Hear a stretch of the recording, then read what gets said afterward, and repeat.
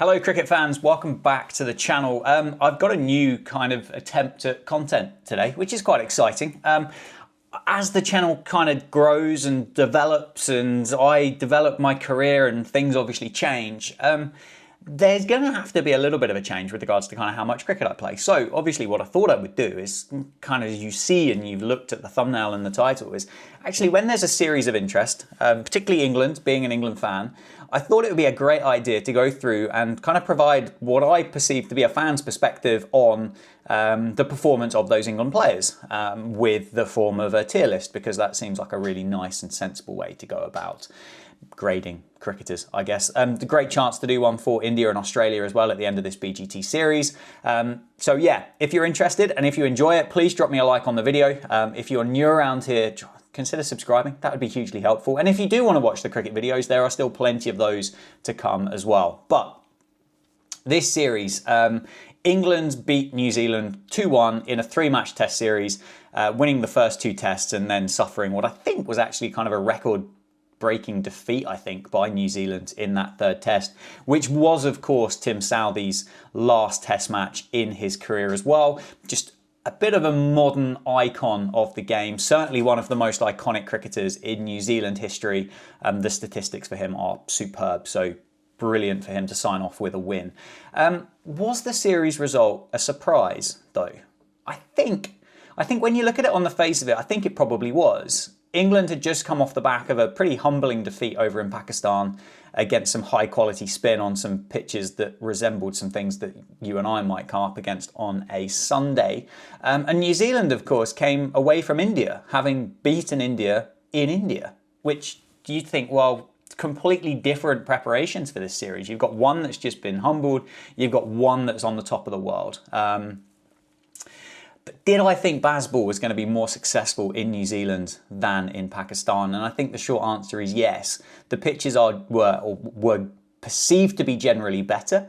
It's a very seam-heavy attack for New Zealand, and the Kookaburra ball doesn't do a great deal. So actually kind of hitting through the line of it, being aggressive, being positive was going to work quite nicely, wasn't it? Generally though, an incredibly positive series for England. Obviously a series win.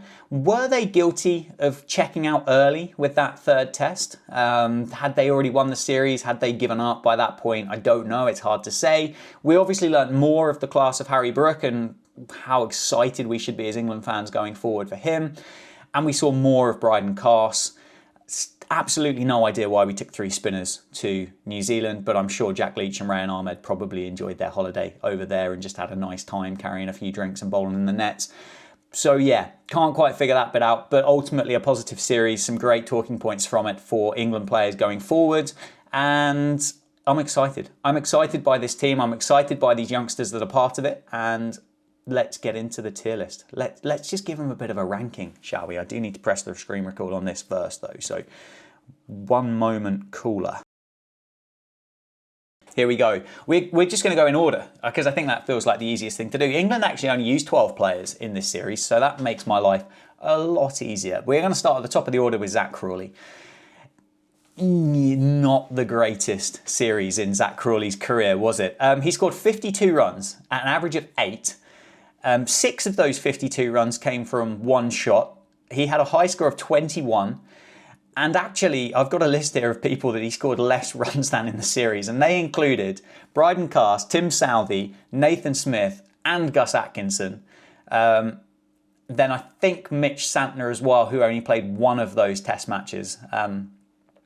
So not the greatest series for Zak Crawley. It was a bit of a throwback series for Crawley, to be honest with you, back to 2021, when he went through that period of time where England almost refused to drop him, and has certainly kind of come good in recent times, which has been fantastic to see. I don't necessarily think it's panic stations for Crawley at all. It really isn't. It's not panic stations. I just desperately hope we're not seeing kind of a reincarnation of that 2021 Crawley where the poor bugger just could not buy a run. But it's not a great series for him. There's no looking around that at all. So unfortunately for Zak, we're going to open up the batting with somebody going straight into the bottom tier. Ben Duckett. change of fortune, really, for the other opener. 180 runs, a high score of 92 in the second test, and an average of 30 in the series. Again, still not anything that you're going to suddenly kind of pin a career on and go, this is fantastic.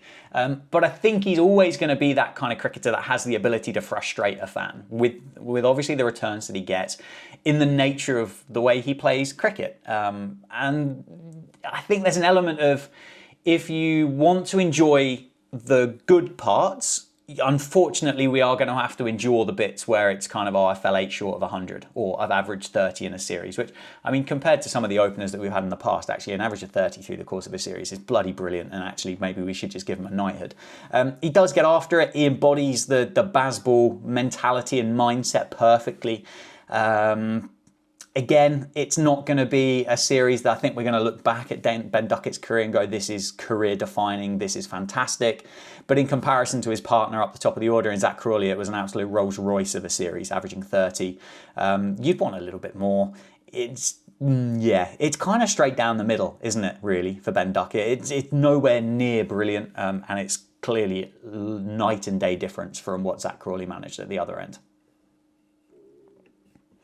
So we'll put him in B, straight down the middle.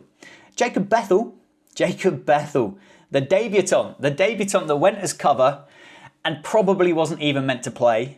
Then I think most people thought he was going to get dropped for the second and the third test as England panicked to fly Ollie Robinson out to New Zealand, having needed cover for Jordan Cox, who broke a finger in the net. But having then won the first test, England decided to stick with the winning team from the first test, and Ollie Pope kept the gloves, and Ollie Robinson flew to New Zealand for essentially nothing in the end. And we stuck with a bloke who probably wasn't really meant to get a test cap in the first place on that trip to New Zealand. But it worked really well for Jacob Bethel. I mean, it worked perfectly for him. He's now been rewarded with a full central contract for England, which he hadn't had before that series. So that automatically makes him a 3-format cricketer.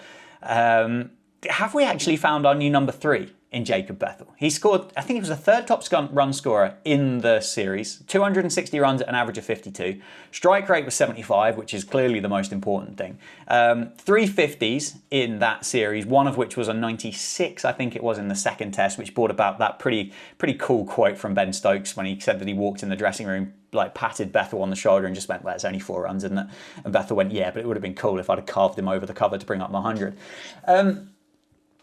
Brilliant for Bethel. Absolutely amazing. What a breath of fresh air to have at number 3. Somebody to go out there, embodies that kind of new mindset that England are playing Test cricket with.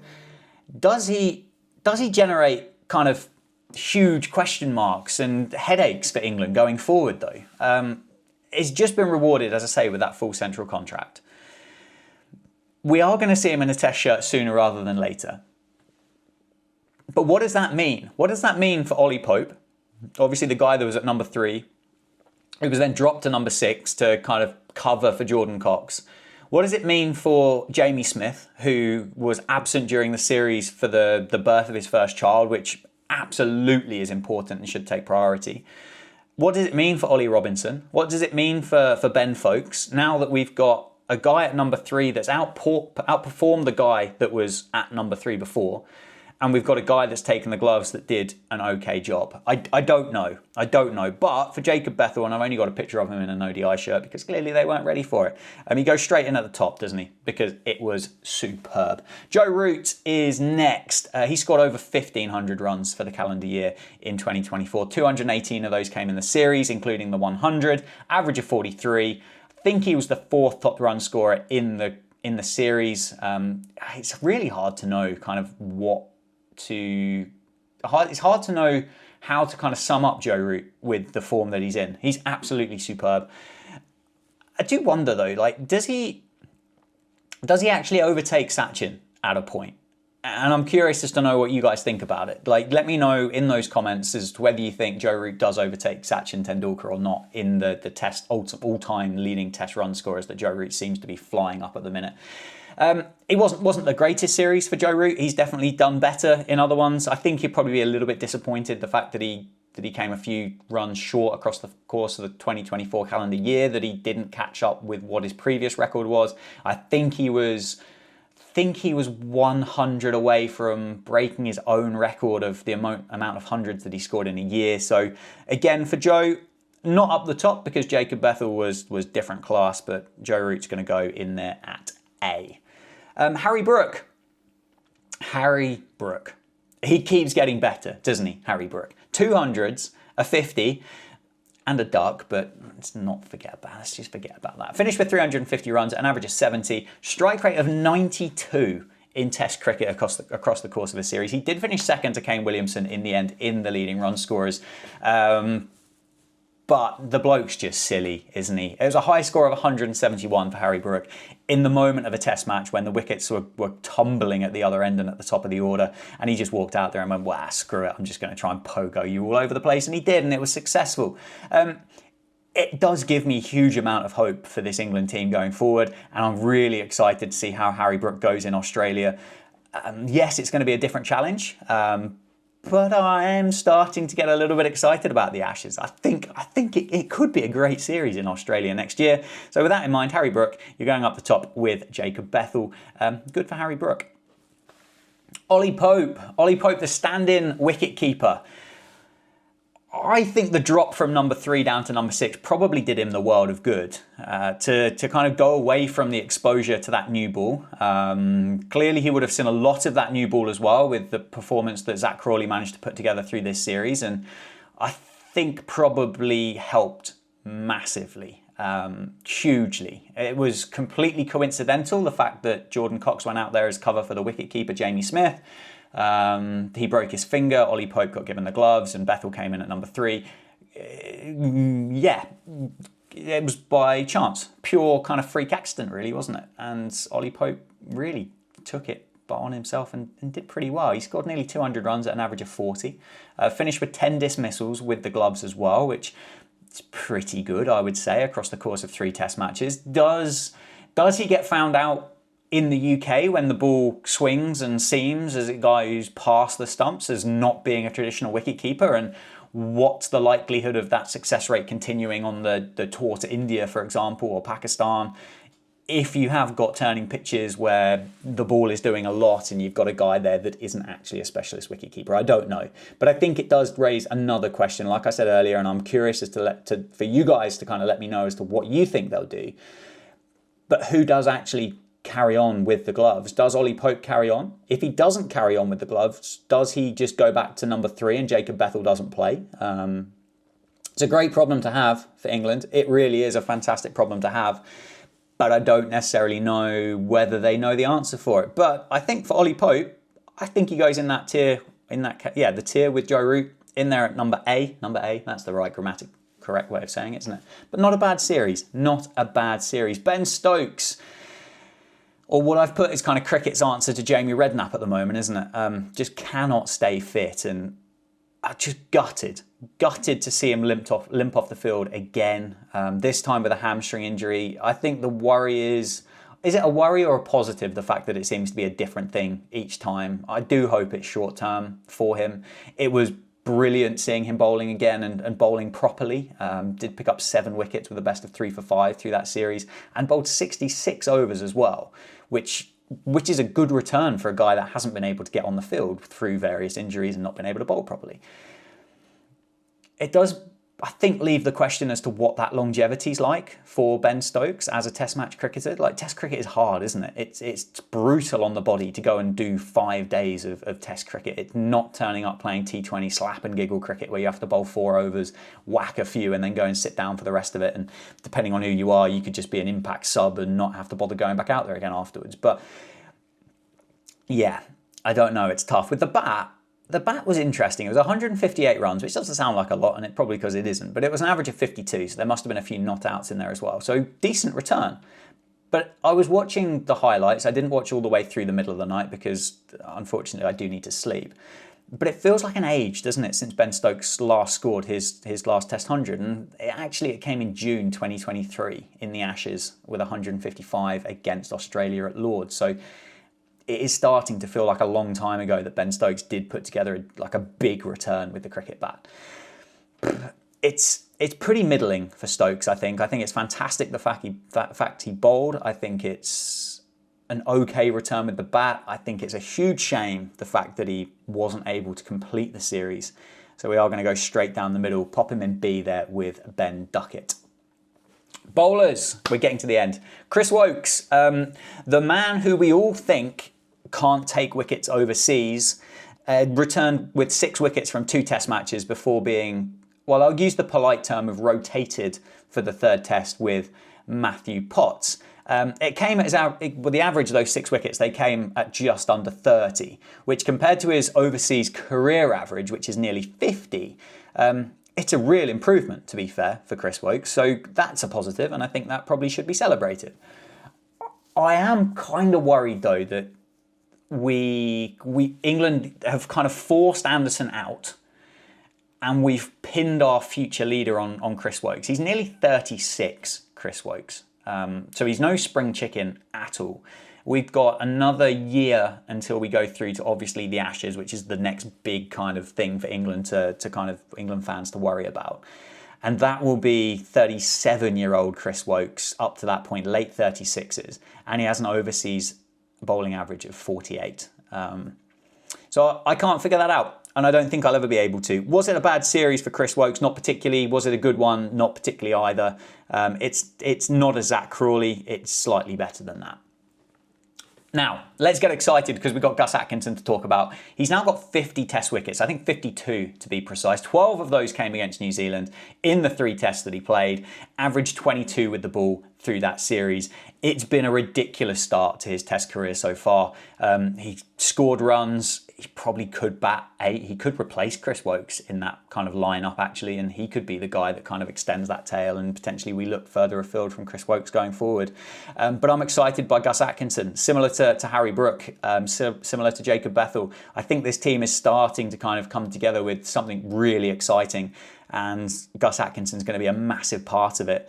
He don't quite think he fits in there with Bethell and Brook, because the next guy I'm going to talk about is, so Gus Atkinson, you're going to go in there at A. Bryden Carse, the bowler we needed, we didn't really know it was going to be Bryden Carse though, but he's taken the opportunity and he's run with it, hasn't he? He's the real paceman. A lot of it is opportunity through injury. Could Mark Wood have played? Would Jofl have been about? Those guys, had they have been on the field, would Bryden Carse have ever had a look in? I don't know. He's got 18 wickets in the series at an average of 17, which is 3 more than Matt Henry, who was the 2nd leading wicket taker in the series. Carse's test average as an entire career so far is just 19 runs. And it feels like he's developing a really exciting partnership with Atkinson as well. And it was a question of what do we do without Anderson and Broad? And it's starting to feel like we're uncovering that answer with Atkinson and Carse. So for me, Bryden Carse goes straight up the top with Jacob Bethell and Harry Brook. Shoaib Bashir, we did play a spinner in New Zealand. I mean, you'd hope so, considering we took 3 of them, wouldn't we? I don't think that's ever going to make sense to anybody. I'd love to understand the reasoning as to why we took 3. I don't know. Maybe it was just cheaper to buy everybody tickets from Pakistan to New Zealand than to go that way around. I don't know. Bashir did bowl 87 overs in the series though, so that would imply the fact that we definitely needed to take one. In comparison, I think Bryden Carse bowled 89 and Gus Atkinson bowled 91 overs in the series. So didn't really do much heavy lifting, Shoaib Bashir. Did take 8 wickets as the lead spinner in the series. He took 1 more wicket than Mitch Santner, who only played the final test. I wonder if that had been a different series, actually, if Mitch Santner had played all 3 rather than just the final one, because Bazball doesn't seem to have a huge success against spin, does it? It wasn't a bad series by Shoaib Bashir. It wasn't a good one. He's going to go straight down the middle, pretty inoffensive. And yeah, I mean, he got given the gig and Jack Leach and Rayan Ahmed didn't, so good for Shoaib Bashir. Finally, what have I done here? Oh, Matt Potts, I put you in the wrong place. Bryden Carse goes back up the top. Matt Potts played 1 test. He was the guy that was rotated in for Chris Woakes in the end. He took 5 wickets in the test match. 4 for 90 was the best, and a pretty much identical average to Chris Woakes of 30. Yeah, that's it, isn't it? That's kind of, you can't really judge a great deal on Matt Potts on 1 test match. But I think, again, if they were to look at Atkinson at 8, then we could have Carse, Potts, Bashir as our bowlers instead of Woakes, but obviously then you don't get the experience of Woakes, but the experience you've got of Woakes is an overseas average of 48. So there's issues to figure out for England, but I'm not going to be particularly unkind to Matt Potts. I'm going to stick him straight down the middle because he hasn't really done anything wrong, has he, in that? Anyway, there you go. There's the video. Thank you so much for watching. I hope you've enjoyed it. I'd be so interested to know your thoughts on the style of content, whether you want to see more of it. I would be interested to know your thoughts as to where you would rate some of these players as well. And yeah, I'll see you at the weekend for another video.